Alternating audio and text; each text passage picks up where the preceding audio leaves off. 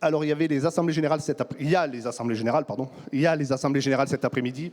Et en fait, j'avais à cœur de continuer, on l'a fait une fois au mois de décembre, de continuer à partager sur les finances, sujet qui est rarement ou très, très rarement abordé en tout cas dans notre église et dans les églises en général. C'est des sujets qui sont très rarement abordés, alors que les finances, l'argent font partie des sujets qui sont le plus abordés dans le Nouveau Testament notamment. On parle plus d'argent que du salut dans la Bible. Alors ça surprend, ça choque, mais on a beaucoup plus de prédications sur le salut que sur l'argent. D'accord ? Alors j'avais ça à cœur, et en même temps, à force de lire des passages divers et variés sur les finances, sur l'argent, etc., en préparant pour ce matin, il y a une histoire, et une seule, qui tout le temps m'est revenue. Donc on va rester sur cette histoire ce matin, on va vraiment prendre la dizaine de versets, et on va rester sur cela juste le matin. Et je vous encourage, quand on fait comme ça, de relire les histoires, de relire les paraboles ou l'histoire dans la semaine, parce qu'on a partagé, il y a peut-être des choses que vous n'aviez pas vues, il y a peut-être des choses qui vous ont parlé ce matin, et voilà, de continuer à le travailler durant la semaine. Si on peut mettre un titre, je te laisse passer les trucs, si on peut mettre un titre, le titre pourrait être simplement « Comment suivre pleinement Jésus ». Et tout est important, mais le pleinement, il est pas mal. Et l'histoire on va la lire ensemble, elle se trouve dans 3 évangiles sur 4. Il y a 4 évangiles dans la Bible, et cette histoire, la même histoire avec très très peu de différence, elle est racontée 3 fois. C'est une histoire très connue, je pense que la plupart en ont déjà entendu parler, pour ne pas dire tout le monde. Il y a très peu de variations, mais elle est quand même dans les 3 évangiles. Alors j'ai pris j'aurais pu prendre une autre version, j'ai pris celle qui est dans Marc, c'est dans Marc, dans Matthieu et dans Luc, et c'est la parabole, l'histoire du jeune homme riche. Le jeune homme riche, très souvent, la première idée, si vous connaissez un petit peu, si vous lisez un petit peu la Bible, c'est très souvent, vous allez vous dire, c'est l'histoire où c'est celui qui doit tout vendre. Et souvent, on résume cette histoire à ça. C'est celui à qui Jésus dit, il faut tout vendre. Alors moi, ça me met mal à l'aise, parce que ça fait 5 ans ou 10 ans que je paye ma maison, et je n'ai pas envie de vendre ma maison pour la donner aux pauvres. D'accord ? Donc cette histoire, elle nous gêne un petit peu. Mais comme on l'a entendu peut-être plein de fois petit, c'est bien, mais voilà, pas plus. Or, cette histoire, il y a beaucoup plus que ça.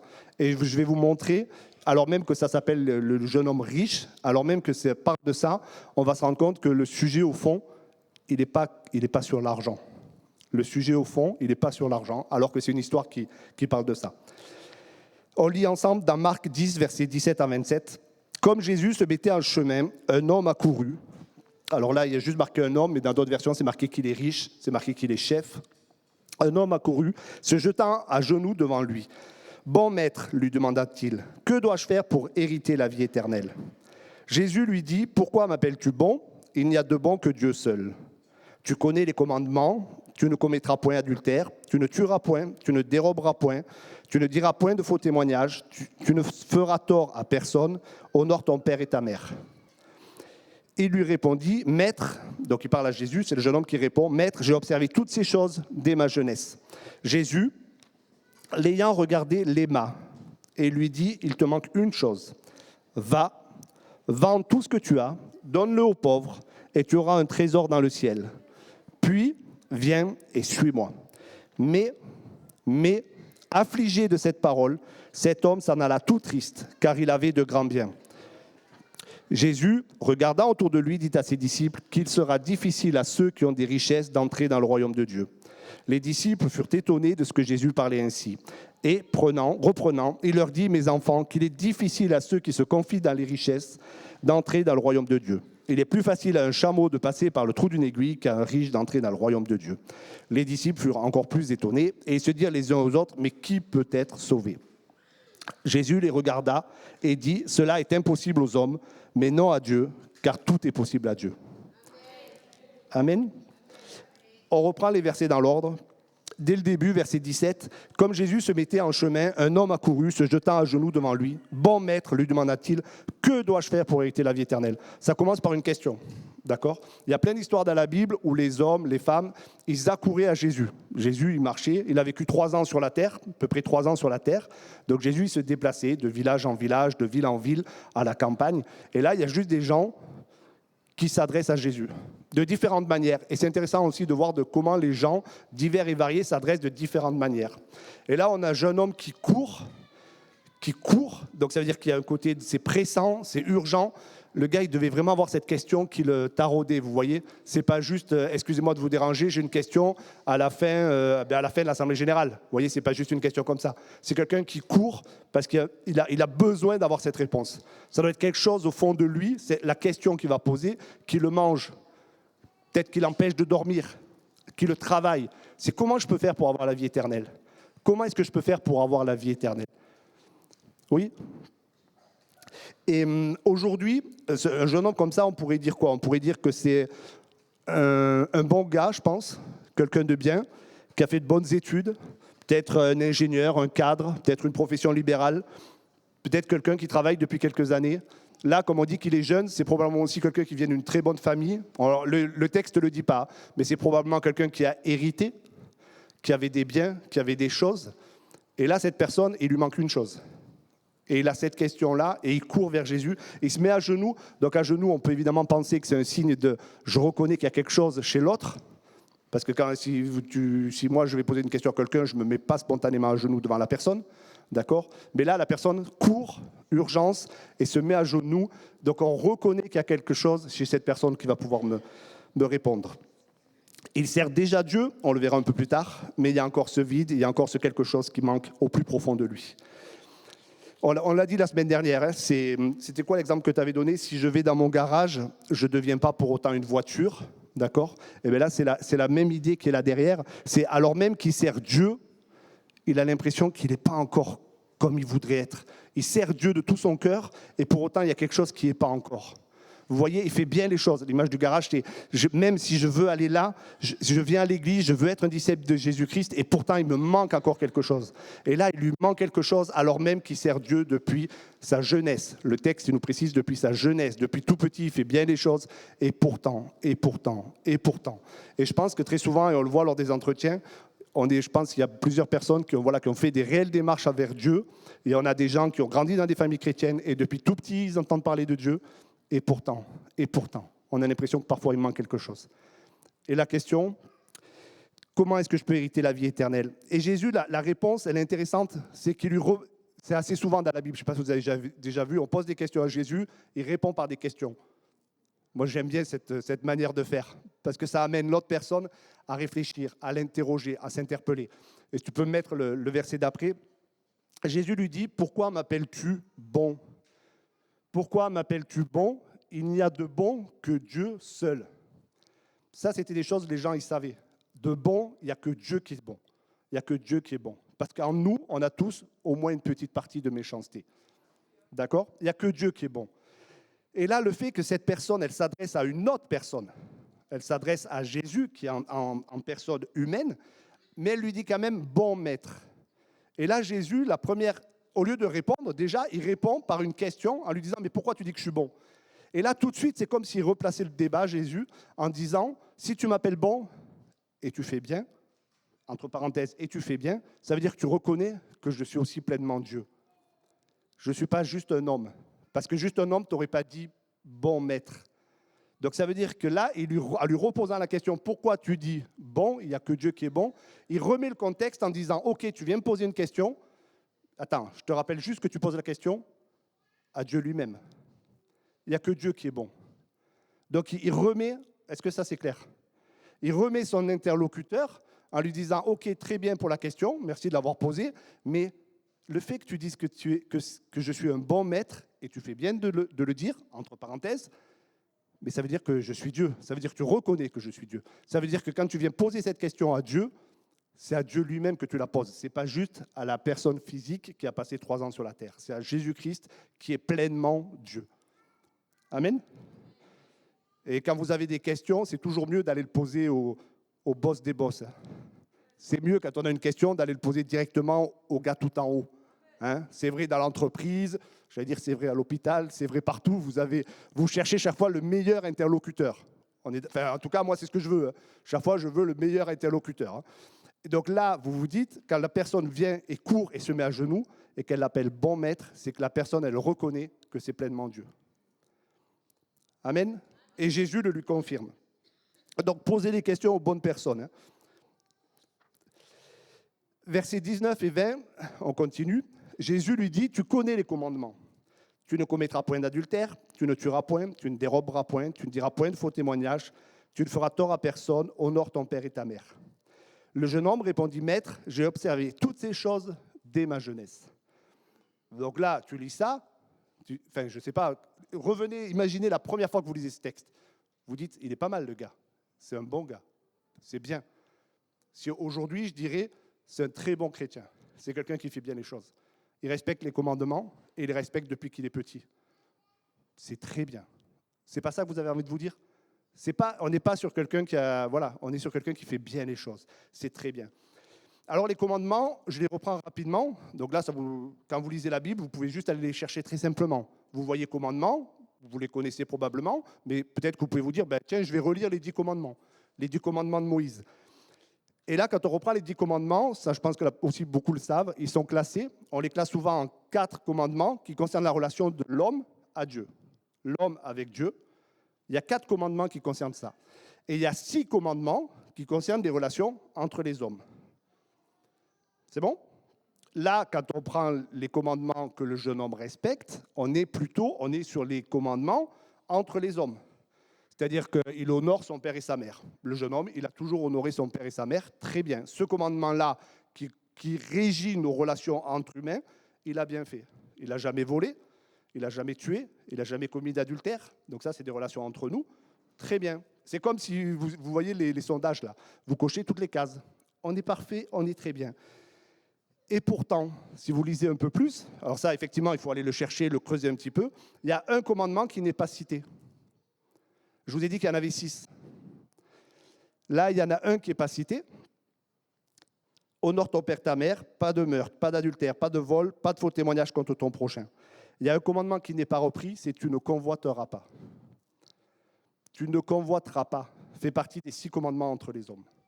Et Jésus ne reprend pas ce commandement-là. On sait qu'il n'y a pas d'erreur dans la Bible. Il n'y a pas Jésus, mince, j'ai oublié. Oups, j'en ai mis que 5, j'ai oublié le 6e commandement. Enfin, c'est pas le 6e, mais j'ai oublié le commandement, j'en oublie un. Jésus, il n'y a pas d'erreur, il n'a pas oublié. D'accord? Et je pense, c'est une interprétation, mais je pense que le jeune homme, quand Jésus lui dit les commandements, je pense que le jeune homme, il s'en rend compte qu'il en manque un. Pardon? Il fait exprès. Jésus fait exprès de ne pas le dire. Il lui dit, OK, tu respectes 1, 2, 3, 4, 5. Ah, le 6e, il ne dit pas, tu ne l'as pas respecté pour l'instant. Il lui dit juste, il ne l'évoque pas. Je pense que le jeune homme, avec la culture qu'il a, quelqu'un qui avait les moyens, qui servait Dieu depuis petit, il savait ça. Il savait très bien.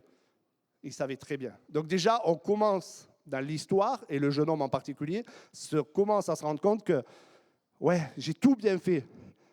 Il y a peut-être celui-là qui ne va pas. D'accord? Tu ne convoiteras pas. C'est peut-être celui-là qui ne va pas. De la même manière, les 4 premiers commandements par rapport à la relation entre l'homme et Dieu, là, il n'en parle pas. Et c'est bizarre. Il n'en parle pas. Moi, je préférais qu'on me dise les commandements comme quoi tu aimes Dieu de tout ton cœur, comme quoi tu ne feras pas d'autre idole, comme quoi tu n'invoqueras pas le nom de Dieu en vain. J'aurais aimé que moi, qui sers Dieu, qu'on me dise ces commandements-là, c'est très bien, tu les as respectés. Tu as respecté le commandement qui te dit d'aimer Dieu de tout ton cœur. J'aurais aimé qu'on me le dise. On ne m'a pas dit ça. Jésus m'a juste dit, tu fais bien les commandements d'honorer ton Père, les relations entre les gens. Mais Jésus n'a pas dit qu'il faisait bien les relations avec Dieu, avec la relation verticale. Vous me suivez ou pas? Je vois des têtes où je ne suis pas sûr. C'est bon ou pas? Mais oui. Jésus ne lui dit pas, c'est génial, la relation avec Dieu, elle est bonne, elle est parfaite. Il ne lui dit pas ça. Il lui dit, tu respectes les commandements des relations humaines avec les gens autour de toi. Super, mais ça ne suffit pas. Donc Jésus ne cite pas, tu ne convoites pas, et Jésus ne cite pas les 4 autres commandements disant, tu aimes Dieu, tu ne feras pas d'autre idole. Et à votre avis, pourquoi? Parce que c'est le point qui pose problème. Parce que c'est le point qui pose problème chez ce jeune homme riche. Le point qui pose problème, c'est la convoitise. C'est probablement que ces biens matériels sont devenus une idole. Et c'est probablement tout ça qui fait que la relation avec son Dieu, elle n'est pas bonne. Amen. Et j'ai envie de vous demander, est-ce que vous, ça vous arrive quand vous parlez à Dieu? Donc vous pouvez parler à Dieu très simplement, hein, comme la personne qui a... Bon là, tu ne parles pas à ton voisin, mais d'habitude, quand tu parles à ton voisin, voilà, tu parles à Dieu de la même manière. Et je ne sais pas si ça vous le fait, mais quand on parle à Dieu, moi, ça m'arrivait, maintenant je ne le fais plus parce que je sais dans quel état je suis, même si je m'améliore de jour en jour, mais quand on parle à Dieu, souvent on dit, je ne suis pas une si mauvaise personne. Ça, j'ai quand même bien fait, Dieu. Tu vois, tel problème, je ne l'ai pas. D'accord? On n'a pas tous les problèmes du monde. On n'a pas toutes les difficultés. On ne commet pas tous les péchés du monde. Et parfois, mais je ne veux pas m'avancer, parfois, on dit à Dieu ce qu'on ne fait pas de mauvais. C'est-à-dire, tu vois, moi, je dis à Dieu, tu vois, Dieu, la cigarette, jamais. Mais je dis souvent à Dieu les mêmes choses, tu vois, où il n'y a pas de problème. Et Dieu, tout le temps, il est là de l'autre côté en disant, ouais, mais Pierre, tu vois, cette partie-là, ça ne va pas. Et nous, on est là en disant, ouais, mais ça, c'est bon. Et Dieu, il est là, il te dit, ouais, mais ça, c'est pas bon. Ça vous le fait? Je ne suis pas tout seul. Oui, ma femme, je sais, oui, mais... D'accord? Donc nous, quand on parle à Dieu, il faut parler d'un cœur libre et entier. On n'est pas là à dire, voilà, regarde Dieu ce que je fais de bien. Et Dieu qui me dit, regarde ce que tu fais de mal. On est juste là à dire, je veux te servir, je veux t'adorer. Et je veux mettre vraiment les choses en place pour que ça fonctionne. Le verset 20, on continue. Ah non, c'est 21, pardon, déjà 21. Jésus, l'ayant regardé, l'aima. Et il lui dit, il te manque une chose. Va, vends tout ce que tu as, donne-le aux pauvres, et tu auras un trésor dans le ciel. Puis viens et suis-moi. Je reste juste sur les premiers mots du début. Jésus, l'ayant regardé, l'aima. Et ce verset-là, ces petits mots-là, pour moi, c'est exactement le même aujourd'hui. C'est-à-dire que Jésus nous regarde tous. Il nous regarde tous. Il y a le regard de Dieu qui est sur chacun d'entre nous, et il nous aime. Peu importe qu'on arrive avec la liste de tout ce qu'on a bien fait, ou alors la liste de tout ce qu'on a mal fait, ou même les deux listes en même temps, peu importe. Juste, le regard de Dieu, il est là. Le regard de Dieu, il est là sur chacun. Et ça, j'allais dire, c'est même avant d'aller plus loin dans le partage, avant d'aller plus loin dans ce que Jésus va... Parce que juste après, on voit que ça percute. Juste après, on voit qu'il va prendre un tacle. Pardon. On voit que Jésus, si vous permettez l'expression, il va cartonner le gars. C'est super strict ce qu'il lui dit après. C'est violent, c'est extrêmement violent. Imaginez, alors venez à l'Assemblée Générale, c'est pas du tout comme ça qu'on travaille, qu'on sert. Mais imaginez quelqu'un qui vient, qui te dit, tu veux me suivre? Ok, tu vends ce que tu as et tu viens. Oh. Moyen, hein, ça fait réfléchir, hein. On va y réfléchir, hein. On en reparle dimanche prochain. Mais avant tout ça, ça pour moi, ça vient après. Et c'est pareil dans chacune de nos vies. Avant ça, il y a le regard de Dieu qui est sur nous. Il y a le regard de Dieu qui est sur nous et il y a Jésus qui nous aime. Ça vient avant quoi que nous demande Jésus. Peu importe ce qu'il va nous demander. Avant que Jésus nous demande de faire des choses, d'essayer de respecter des choses, de le servir au mieux, avant tout ça, Jésus nous regarde et il nous aime. Amen. Et c'est fondamental. Et c'est fondamental. Et ce qui est terrible, c'est quand on commence par les phrases d'après avec tout ce qu'on doit faire pour servir Dieu. Ça ne commence jamais par là. Ça commence d'abord par Jésus qui nous regarde, Jésus qui a un regard de Dieu qui est sur chacun d'entre nous et Jésus qui nous aime. Ça commence par là. Avant quoi que ce soit, plus tard. C'est bon?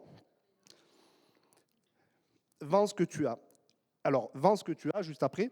Est-ce qu'au premier abord, et moi c'est vrai que j'avais toujours lu comme ça, hein, moi j'avais toujours compris que c'était par rapport aux richesses et au fait de ne pas avoir de choses. Voilà.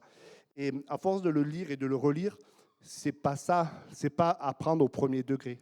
Pourquoi c'est pas apprendre au premier degré? Parce que tout l'évangile, vous savez, il n'y a jamais de versets qui se contredisent. Tout l'évangile nous apprend que le salut, la vie éternelle, la réconciliation avec Dieu, c'est gratuit. Tout l'évangile nous apprend ça. Non seulement c'est gratuit, mais il n'y a rien à faire. On ne te demande pas de faire des choses. On te demande juste d'être réconcilié avec Dieu, et après on fait des choses, et après on sert. Or là, si on le lit au premier degré, ça voudrait dire que ça rajoute une condition pour suivre Dieu.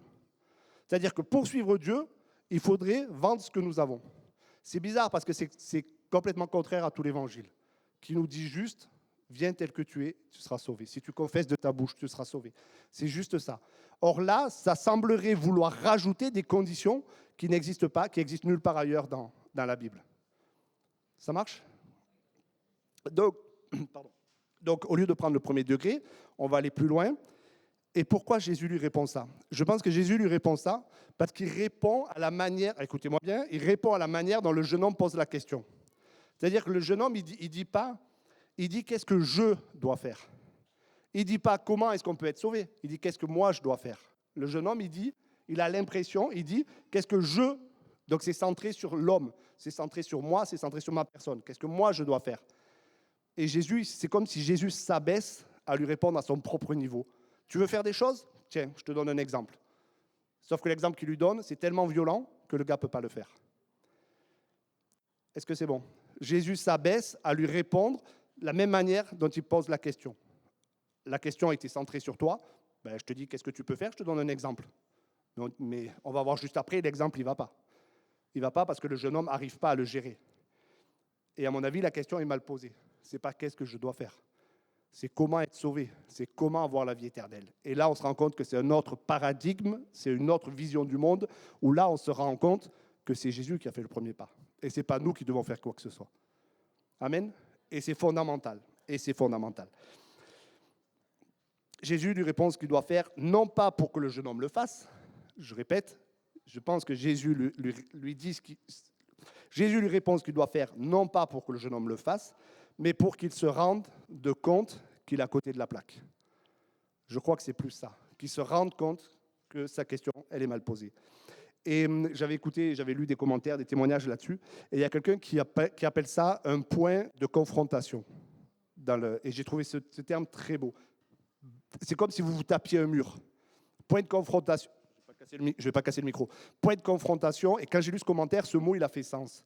C'est que là, et ça nous arrive souvent dans nos vies, et je pense qu'on est dans une période de l'Église, on est dans une période où on grandit, on est dans une période où il y a de plus en plus, les temps s'accélèrent, et Dieu, j'ai l'impression que de plus en plus, il met des points de confrontation dans nos vies. Point de confrontation, c'est qu'on se tape un mur. On se tape un mur. C'est pas pour être violent et pour nous casser.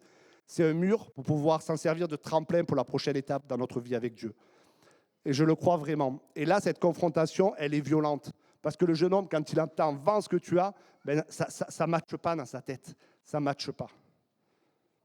Amen.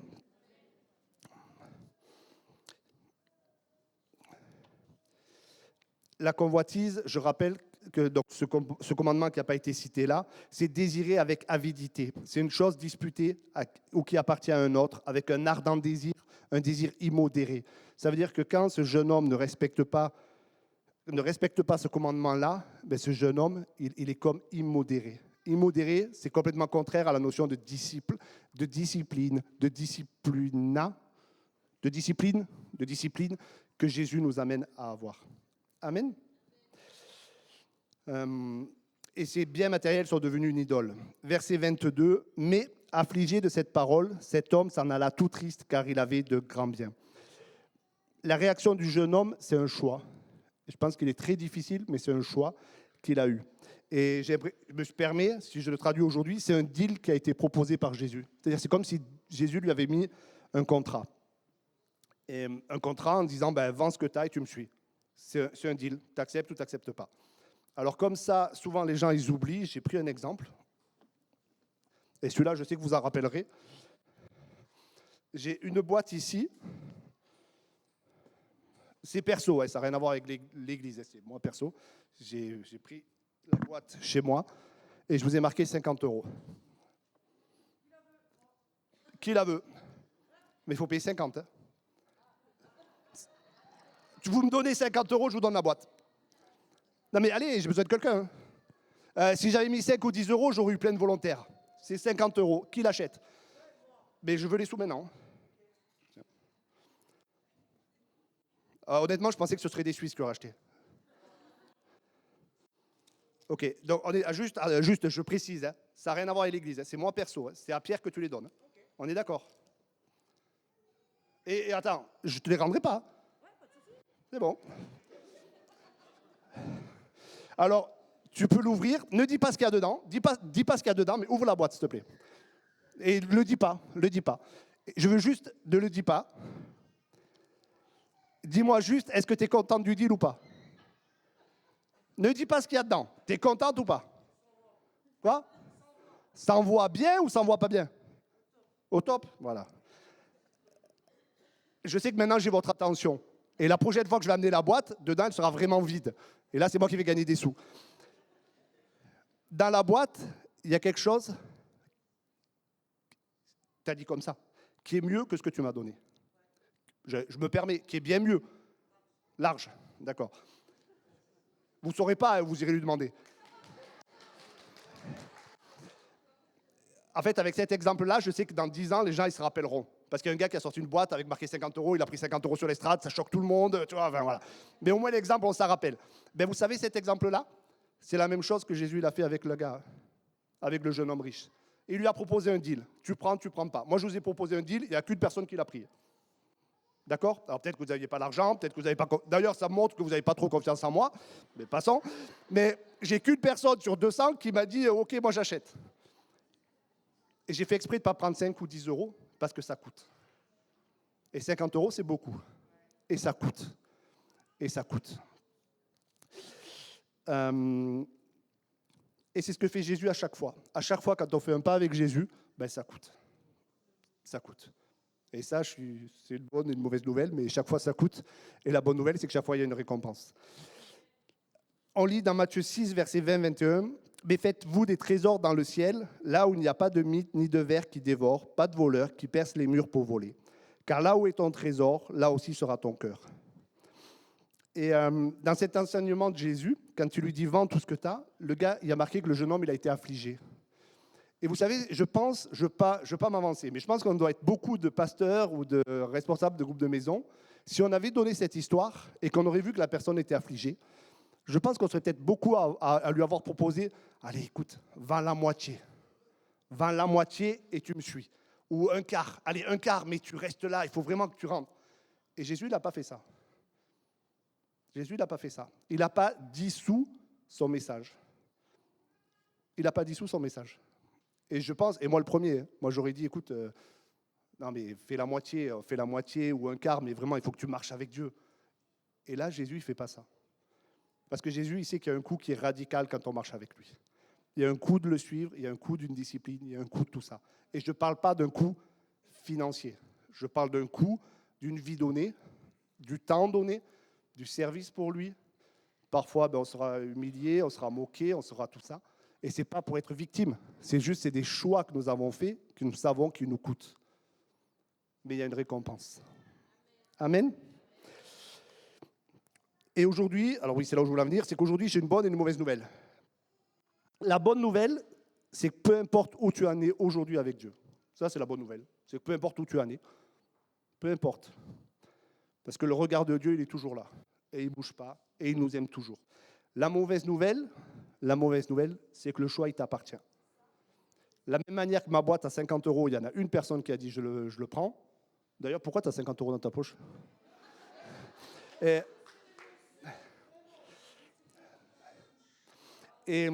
donc, ça, c'est entre guillemets ma mauvaise nouvelle, c'est que ce choix, il t'appartient. Ça veut dire qu'il n'y a personne qui peut le faire pour toi. Le choix de marcher avec Dieu, le choix de lui obéir, c'est un choix qui est personnel. Un parent ne peut pas le faire pour toi, un frère ou une sœur ne peut pas le faire pour toi, un conjoint ne peut pas le faire pour toi, un pasteur ne peut pas le faire pour toi, un responsable de groupe de maison ne peut pas le faire pour toi. Et ce choix-là, c'est toi. Et aujourd'hui, par rapport aux paroles prophétiques qui ont été partagées, par rapport à la saison où nous sommes, je pense que ce choix il devient pressant. Je pense que ce choix devient pressant par rapport à la période où nous sommes. Ce choix de dire, oui, ça va me coûter. Oui, ça me coûte et je l'accepte. Je ne l'accepte pas parce que je sais qu'il y a une récompense. Ça aide aussi quand même à l'accepter. Mais je l'accepte parce que c'est un commandement de Dieu. C'est bon? Je finis rapidement avec les derniers versets, on les lit tous ensemble. C'est qu'en fait, à travers cette histoire, Jésus en profite pour enseigner ses disciples au-delà par rapport à la richesse. Jésus, regardant autour de lui, dit à ses disciples qu'il sera difficile à ceux qui ont des richesses d'entrer dans le royaume de Dieu. Les disciples furent étonnés de ce que Jésus parlait ainsi, et reprenant, il leur dit, mes enfants, qu'il est difficile à ceux qui se confient dans les richesses d'entrer dans le royaume de Dieu. J'ai souligné, alors je ne l'ai pas mis, pardon, je soulignais à ceux qui se confient. Le problème, il est là. C'est en quoi nous nous confions. C'est difficile pour les riches s'ils se confient dans leur richesse. Mais c'est la même manière pour toi si tu te confies dans ta réputation. C'est la même manière pour toi si tu te confies dans je ne sais quoi, dans ton métier. C'est la même manière si tu te confies dans ta relation familiale. C'est jamais ça. C'est toujours se confier en Dieu, point à la ligne, et pas en autre chose. Si on se confie à autre chose qu'en Dieu, c'est de l'idolâtrie. Amen. Il est plus facile à un chameau, bon là je passe, les disciples furent encore plus étonnés, ils se dirent les uns aux autres, qui peut être sauvé? Et je trouve cette question, elle est merveilleuse. Qui peut être sauvé? Et Jésus les regarda et dit, c'est impossible. C'est juste impossible. Et une fois que tu fais la paix avec ça, ça va mieux. Parce que déjà, tu sais que tu n'auras pas forcément à vendre tout ce que tu as. D'accord? Tu sais juste que ce ne sera pas possible. Quoi que tu fasses, tu n'arriveras pas à être sauvé. Parce que ce n'est pas possible pour les hommes. C'est impossible aux hommes. Amen. Mais non à Dieu, cela est impossible aux hommes, mais non à Dieu, car tout est possible à Dieu. Ce en quoi tu te confies, je vais finir avec ça, ce en quoi tu te confies, c'est le frein à ta croissance avec Dieu. Je reformule, ce en quoi tu te confies aujourd'hui, c'est le frein à ta croissance avec Dieu. Amen. Dieu vient chercher notre identité, notre argent, notre statut social, notre réputation. Il veut juste qu'on soit complètement dépouillé, en tout cas qu'on ne dépende de rien d'autre que de lui seul. Ce n'est pas une fausse humilité, c'est juste dépouiller en permanence. Et je pense que dans les temps actuels, je l'ai dit tout à l'heure, Dieu, il gratte encore plus. Il gratte encore plus. Moi, j'avais l'impression que ça allait. Et c'est comme s'il vient encore chercher des choses. Chaque fois, il vient chercher des choses. Et c'est bon. Ça fait mal. Ça fait un peu mal ou beaucoup mal. Ça coûte, mais c'est bon. Mais c'est bon. Mais c'est bon. C'est pour chacun, c'est pour l'Église aussi. Et je pense que c'est pour le témoignage. La bonne nouvelle, c'est ce qui est impossible aux hommes, c'est possible à Dieu. Et je pense qu'on peut reformuler la question du jeune homme, au lieu de dire qu'est-ce que je dois faire, je pense qu'il y en a d'autres qui ont eu cette démarche-là, qui se sont approchés de Jésus et qui lui ont dit « Aie pitié de moi ». Des gens qui sont approchés de Jésus qui lui ont dit « Pardon ». Des gens qui sont approchés de Jésus qui lui ont dit « Viens au secours de mon incrédulité ».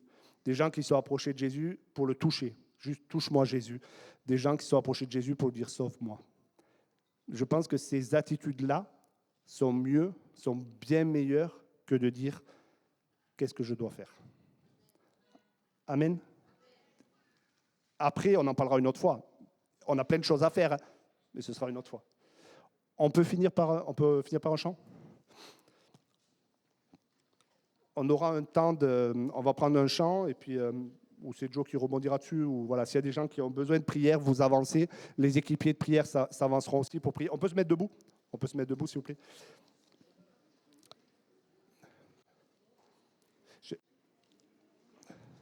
Je vais juste prier par rapport à ce qui a été partagé. Voilà, puis s'il y a des gens, comme d'habitude, j'allais dire, s'il y a des gens qui ont des sujets de prière, ou voilà, vous avancez à la fin, on priera pour les gens.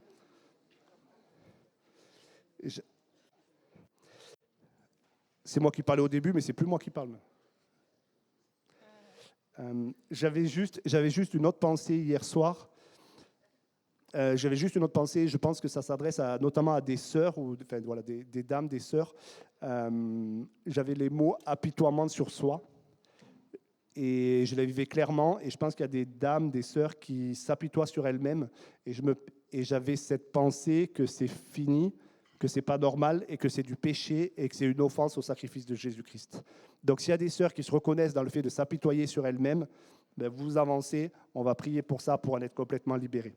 J'avais ça hier soir, vraiment, l'apitoiement sur soi. C'est pas une deuxième nature. Même si vous l'avez utilisé pendant des années, c'est une offense au sacrifice de Jésus-Christ.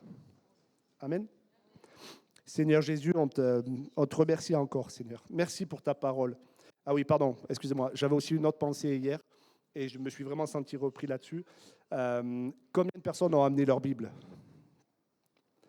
Combien de personnes, parce que tous les autres, je sais ce que vous allez me dire, on suit sur le téléphone. Sauf que dans la pratique, c'est bon, merci. Est-ce que vous les avez ouverts? Oui? Ben, bravo. Je crois vraiment qu'on doit ramener nos Bibles et les ouvrir quand on fait des partages.